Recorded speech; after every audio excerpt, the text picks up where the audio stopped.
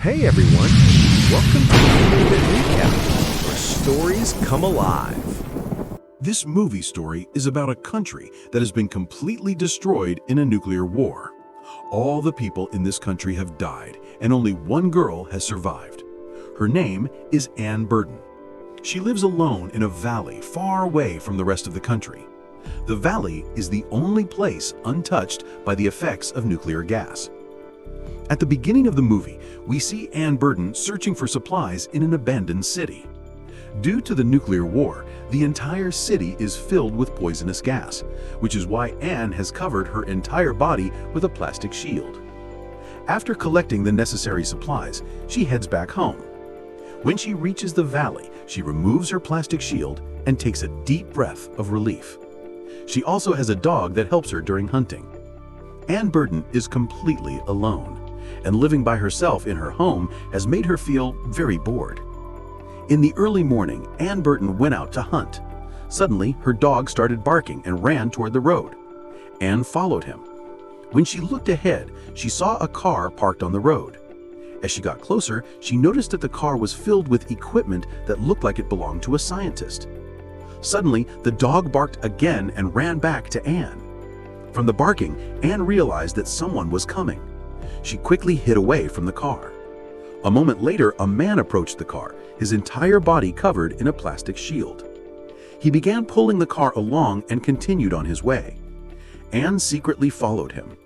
After walking some distance, the man stopped his car and Anne watched him from her hiding spot. He began removing his plastic shield suit. When he finally took it off, a man appeared. His name was Lumis, one of the few survivors of the nuclear war. He took off his mask, inhaled deeply, and let out a loud sound, as if he hadn't breathed clean air for a very long time. Anne was shocked to see him. When she looked again, Lumis had gone somewhere. Anne followed his tracks and found him bathing in the water. She rushed toward him and shouted, "Get out of the water, it's poisonous, it's coming from the city." But the noise of the water was too loud and Lumis couldn't hear her. The dog barked at him, and Lumis raised his gun in defense and shouted again, warning him to get out of the toxic water. Realizing the danger, Lumis quickly got out and went back to his car. He used a small device to check his body for signs of infection. Then he took an injection from his car and told Anne to inject him. After she did, Anne said, "Come with me to my house. You can clean your body with fresh water there." When they reached her home, Anne helped Lumis wash off all the contaminated water. His condition began to worsen due to the infection, so she helped him lie down on the bed. Then she went to his car, pulled it closer, and gathered food and medicine from an old store for him. Lumis's body temperature was very high, and his condition continued to deteriorate. The next morning, when Anne woke up, she cooked food for Lumis and gave him another injection. Several days passed like this until Lumis's health slowly began to improve. While suffering from a fever, Lumis talks about where he came from, an underground bunker where radiation suits were being made. He tells Anne that he once killed a boy who was in unbearable pain from radiation, a mercy killing. Anne takes care of him, feeds him, and slowly Lumis begins to recover. Once Lumis fully regains his strength, he starts talking to Anne.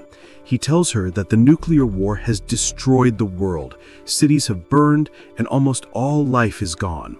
This valley, he explains, is a rare safe zone because its rain and water cycle remain pure. The two begin to adjust to each other's presence. Lumis is an atheist, but he respects Anne's Christian faith. He tells her, "God didn't do this, we did." Lumis helps Anne with the farm, planting crops and suggesting that they build a water wheel at the waterfall to generate hydroelectric power so they can run a refrigerator and have lights again. Over time, Anne and Lumis's bond grows stronger. They share meals, talk about their pasts, and open up emotionally. Lumis tells her that he used to be an engineer who designed radiation suits, but ended up completely alone after the apocalypse. One night, Lumis drinks alcohol from an old stock and becomes aggressive. He snaps at Anne, saying, "I don't need your help, I'm fine." The next morning, he apologizes. Anne forgives him, understanding that he's struggling with deep emotional trauma. Later, Anne shows Lumis photos of her family. Lumis tells her about the boy he met, sick from radiation poisoning, losing his hair, and in terrible pain. So he shot him out of mercy, and becomes uneasy, realizing the boy's description matches her brother, Anson. Young, blonde-haired. Even so, they continue living together and focus on building the water wheel. Anne begins to feel emotionally and physically attracted to Lumis. In one scene, she tries to seduce him and kisses him, but Lumis gently stops her, saying, "Not yet, we need to think about the future." Because his mind is set on long-term survival and rebuilding society. In the next scene, the tension rises when Anne's dog Pharaoh starts barking again. She looks outside and sees another man entering the valley, exhausted and filthy. His name is Caleb, a former coal miner who survived the apocalypse by hiding in a mine. Caleb explains that he was underground with several others, but paranoia and radiation drove them mad. They killed each other, and he was the only one left alive. After escaping the mine, he wandered until he found this valley, and the three begin living together. Caleb, who comes from a religious background, bonds with Anne over Bible verses and prayers. They often visit the church together. Anne plays the organ while Caleb sings hymns. Lumis starts feeling jealous as Caleb and Anne grow closer. The two go hunting together, share long talks, and Caleb makes him laugh. Caleb also helps with the water wheel project, using his strength to lift heavy rocks and do the hard labor. Although they live together peacefully on the surface, tension brews beneath. Lumis doesn't trust Caleb. He sees him as a potential threat. One day, the three of them spend time by the pond, drinking wine, swimming, and joking around.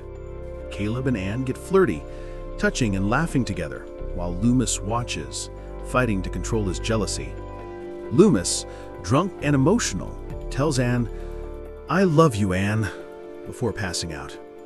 Feeling troubled, Anne goes to Caleb, and the two end up becoming intimate. They kiss in the barn in a passionate, emotional scene. The next morning, Caleb affectionately strokes Anne's hair at the breakfast table right in front of Lumis, making him feel humiliated and furious. Lumis later confronts Caleb privately, saying, "You can stay, but don't hurt her." Caleb just laughs and replies, "Jealousy doesn't suit you, John." The tension intensifies over the church. They need the church's wooden beams to complete the water wheel. Lumis strongly objects because the church represents Anne's faith and hope. Caleb insists, saying, "We need power. Use it." Anne hesitates but finally agrees, realizing electricity would improve their lives, though she's deeply emotional as the church is dismantled. In the climax, they go to the contaminated waterfall to finish the water heat. The area is dangerous, so they wear radiation suits. Caleb ties himself to a rope and climbs down to install the wheel against the current. The first time he slips, and Lumis saves him by holding the rope. The second time, Caleb slips again. Their eyes meet, and Caleb smirks, almost as if challenging him. Moments later, Lumis returns to Anne, tells her that Caleb has left, taking his suit to travel south in search of other survivors. But Anne grows suspicious. Caleb's gear and belongings are still there, something no real survivor would leave behind. She quietly says he wouldn't leave without saying goodbye. Anne goes out to the road, calling Caleb's name, but there's no sign of him anywhere. She walks back home, sits at the table, and breaks down emotionally. In her distress, she accidentally knocks over a glass of water, which spills across her Bible, a symbolic moment of loss and betrayal. She checks the fridge and notices that the electricity is on. The lights glow softly. The water heat project has succeeded. Lumis, however, is consumed by guilt. He stands near the waterfall, staring into the rushing current, as if contemplating suicide, but he doesn't go through with it. Instead, as an act of penance, Lumis begins moving items from the destroyed church, the organ, pews, and wooden cross, and rebuilds them inside the barn, creating a makeshift chapel. Later, Anne walks into the barn and begins to play the organ, performing a somber tune that feels like a mourning song for Caleb, for her faith, and for the innocence she's lost. Lumis quietly enters the barn and stands in the shadows, pressing his hands together in a prayer-like gesture. Anne looks up and meets his eyes. A silent understanding passes between them. The movie ends there. Don't forget to subscribe to the channel and like the video. Thanks for watching. Goodbye.